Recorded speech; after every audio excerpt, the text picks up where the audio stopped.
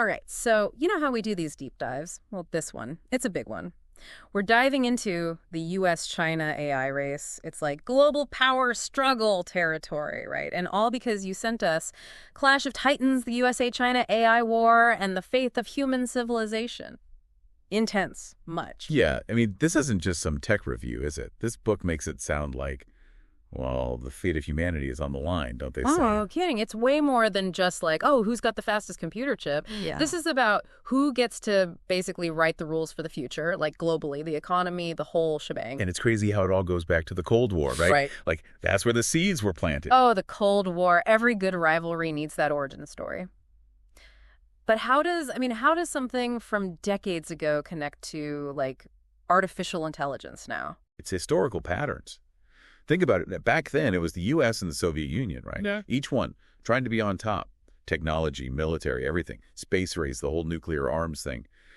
The book claims that the way the U.S. and China approach AI now, it's like a direct result of how they dealt with that Cold War tension. So it's kind of like we're seeing history repeating itself, but on a way more advanced level. Like, instead of nukes, it's algorithms that could, things could get scary. Exactly. Like, imagine drones making decisions about life and death. No humans involved. That's the stuff this book is talking about. Heavy stuff. Yeah, it's like a sci-fi movie, but it's becoming real life. And it's not just about actual war, is it? We're talking cyber warfare, espionage, it's all connected. Totally. And these aren't just threats, ideas. The book gets into examples, real-world stuff. Stuxnet, for example. Stuxnet. Refresh my memory. Right. So that was a cyber weapon, and it really messed up Iran's nuclear facilities. It was like something a spy would use in a movie, but the damage was completely real. Wow. Yeah. A real reminder that the stakes are already incredibly high. And then there's, SolarWinds? The hack that affected, companies and governments everywhere? Exactly. And it just shows how vulnerable, how exposed we all are in this digital world. Okay, so we have the U.S. and China, obviously, but they can't be the only ones calling the shots, can they? What about the rest of the world? Right. It's not that simple. The book makes it really clear. This is bigger than just two countries. It talks about the UN, actually, and how they're trying to figure out, well, how do you govern AI ethically? How do you stop it from becoming a weapon of mass destruction or a tool for oppression? Yeah, good luck with that, right? That's got to be the hardest job ever. You've got the UN trying to set some rules, but then you've got these powerful alliances like NATO and the BRICS nations all trying to use AI to their advantage. Totally. It's like a game of chess where every move matters, On one side, you've got NATO, and the U.S. plays a big role there. They're thinking about defense, counteracting any threats. Then there are the BRICS nations, with China in the lead. They're all about a multipolar world, and they want economic cooperation when it comes to AI. So you've got these alliances, each one with its own view of what the future of AI should be.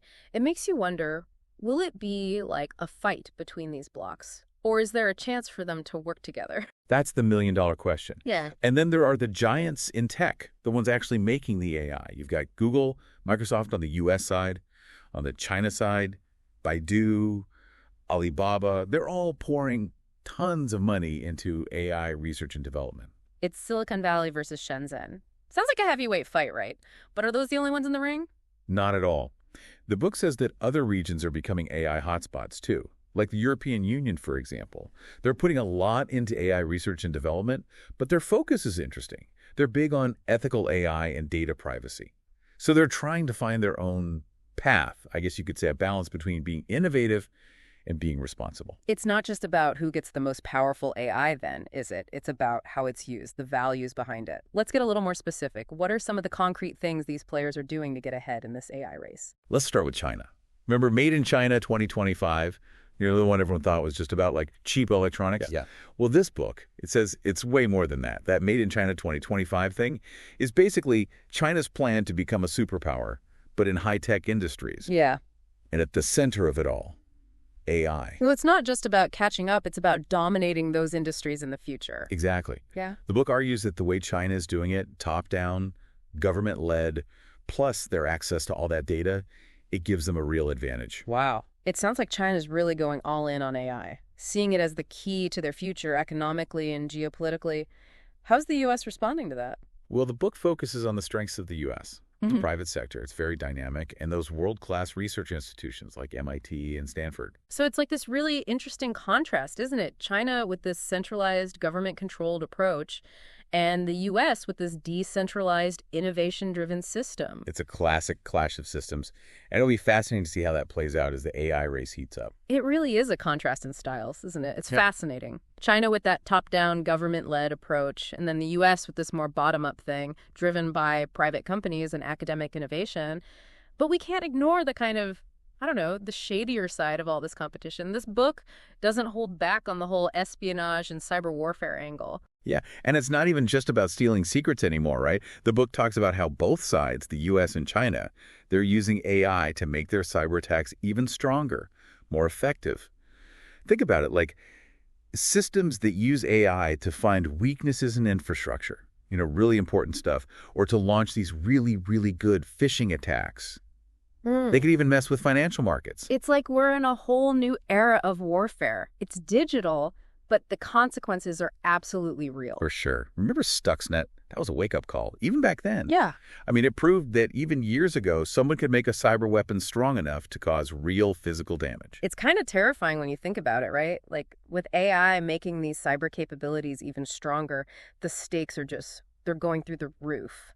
It's like we're playing with fire and we don't even really get how dangerous it is. And the thing is, it's not just governments and spies anymore. The book even talks about how cyber criminals are getting into the AI game now. Oh, great. They're using it for ransomware, stealing data, making money, basically. That's not great, to say the least. It really feels like AI has this, I don't know, this double-edged sword thing going on. On the one hand, you've got this potential to change industries, solve big problems, maybe even make life easier, right? Yeah, right. But then on the other, it could be used to do some serious damage, disrupt our lives, make us feel unsafe. It's the dilemma with any technology that has this much potential to change things.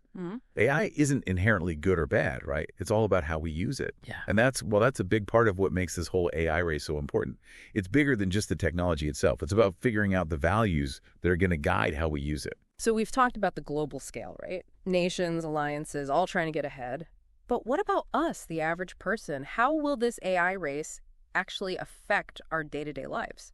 The million-dollar question, right? This book, it really gets into how AI is already changing the workplace, automating tasks, even jobs that people thought you needed, a human brain for. Right, right. The whole robots are taking our jobs scenario. And I mean, there's no question that automation is going to change some industries, and some jobs will be lost. But this book, it also talks about the potential for AI to actually create things, new opportunities, even new industries, new jobs that we can't even imagine yet. It's not all bad. So it's not just like, oh no, the robots are coming. It's more like we need to adapt, be ready for the skills that are going to be in demand in this AI future. What would those be, even? I mean, what can people do to be prepared? Well, the book stresses things like critical thinking, creativity, emotional intelligence, being able to solve complex problems, basically the stuff that machines aren't so good at yet. The human stuff, intuition, empathy, really understanding things. So it's not even just about being good with tech. It's about like honing those uniquely human skills that set us apart. I get that. But I'm not going to lie, a lot of people kind of freaked out about this whole AI future thing, this fear of the unknown, like we're creating something that we can't control. How does the book address that? It doesn't shy away from it at all. It talks about those fears, all the potential downsides, like what happens to jobs, issues with data privacy, the whole thing about algorithms being biased. Yeah, the bias thing is huge. There have already been cases where AI systems are just reflecting existing biases, like in hiring or loans. It's like we're hard-coding our own prejudices into these systems. It's definitely a major concern. And the book actually suggests some ways to deal with it. Things like making sure the data used to train AI is diverse, that it represents everyone, and being transparent about how these algorithms actually work. Like we need to build in safeguards right from the start. Make sure these systems are designed to be fair, transparent, accountable. Exactly. And that means having lots of different people involved. We need ethical guidelines for anyone developing AI, regulations that make sure it's used responsibly. And people need to be talking about this. Policymakers, tech companies, the public. It's complicated. It's bigger than just building better machines. It's about creating a better society, right? One that can handle all the challenges and opportunities that come with AI. Exactly. And that's where the human part really comes in. We have to be involved in shaping this AI future. We can't just sit back and wait to see what happens. So we've talked about the scary stuff, but what about the good stuff? How can AI actually be a good thing for humanity? It can't all be doom and gloom, right? Of course not. The book talks about how AI could completely change healthcare, help us fight climate change, make education better, even address global poverty. Okay, now that's what I like to hear. Give me some examples. How is this actually working? For one, AI is already being used to develop new drugs and treatments, It can analyze medical images way more accurately than humans, and it can even personalize healthcare based on your individual genes. Pretty wild, right? So AI could potentially help us live longer and better. That's huge. What about things like climate change and education? So for climate change, AI is being used to use energy more efficiently, develop renewable energy, even track deforestation to protect our forests, and education. It can create personalized learning experiences, give students feedback that's actually helpful, even make education more accessible for people around the world. It's like AI is giving us these new tools to try and fix the biggest problems we're facing. It's exciting, but it's also kind of, I don't know, overwhelming. I get it. It's both. But we can't forget that AI isn't some magic solution. It's a tool, and like anything else, it can be used in good ways or bad ways. We have to make sure it's used to benefit everyone. That's on us. It's not just a race to have the best technology, then. It's a race to build the future we actually want, where AI empowers people, helps solve problems, helps us create a world that's more fair and sustainable. 100%. And that's why these conversations are so important. We need to be having these discussions, asking the tough questions, and really thinking about the ethical and societal, even economic impact of AI. This book has really given us a lot to think about. From how the U.S.-China rivalry started to the forefront of AI research, we've covered a lot of ground. And we've explored how this technology could impact things like warfare, economics, ethics, even what it means to be human. For as much as this book focuses on the U.S. and China, it doesn't feel like it's just those two going at it, Yeah, that's one of the things I found really interesting. I mean, obviously, the U.S. and China are huge players in all of this. But the book makes it clear this isn't a two-horse race. Not at all. There are so many factors that are going to shape the future of AI. So we're talking beyond governments then. Who else is going to be, moving the needle on AI? Well, think about it, right? You've got these regional powers, like the European Union. We talked about them a little bit before. They're really pushing for AI that's human-centered. And then you've got the tech giants, Google, Microsoft, Baidu. They've got so much influence, right? Research, development, how this stuff actually gets used. And then you've got the research institutions themselves, the startups, even just people tinkering in their garages. It feels like AI is getting away from the whole nation-state thing and becoming more about this, global network. Totally. And that's what makes it so hard to say what's going to happen. It's not just a matter of who's got the smartest algorithms or the fastest chips. It's about how all these different players work together, how they compete, how they influence each other. Yeah. So maybe it's less about a clash of civilizations, like the title of the book says, and more like this global conversation. Everyone trying to figure out what the future of AI should even look like. Yeah, I think that's a good way to put it. At the end of the day, it's not just about tech, is it? It's about the kind of world we're making with these tools. Yeah. Are we going to use AI to give even more power and money to the people who already have it? Or can we use it to create a society that's actually more fair for everyone? Those are some big questions. It feels like this book is really pushing us to see beyond this simple idea of a head-to-head race. This whole AI revolution is so much more complex than that. It really is. Yeah. And honestly, the future of AI is wide open. It's not like it's already decided that one country is going to win and someone else is going to lose. It's all about the choices we make right now, the conversations we have, the rules we put in place, what we decide is important.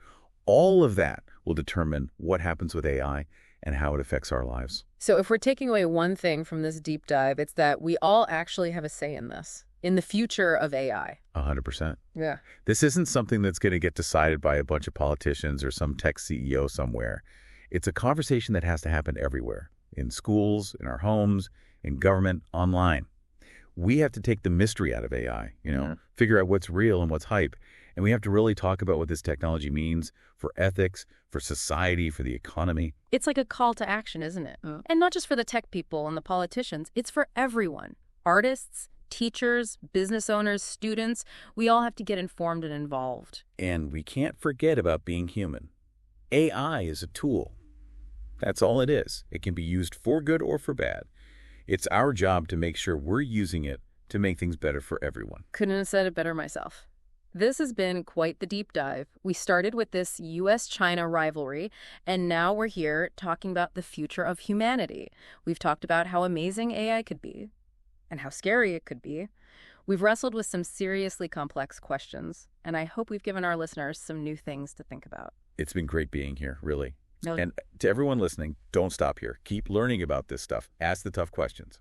And talk to each other about the future of AI. And on that note, we'll wrap up this deep dive. To everyone listening, thanks for coming along for the ride. And until next time, keep exploring, keep learning, and keep diving deep.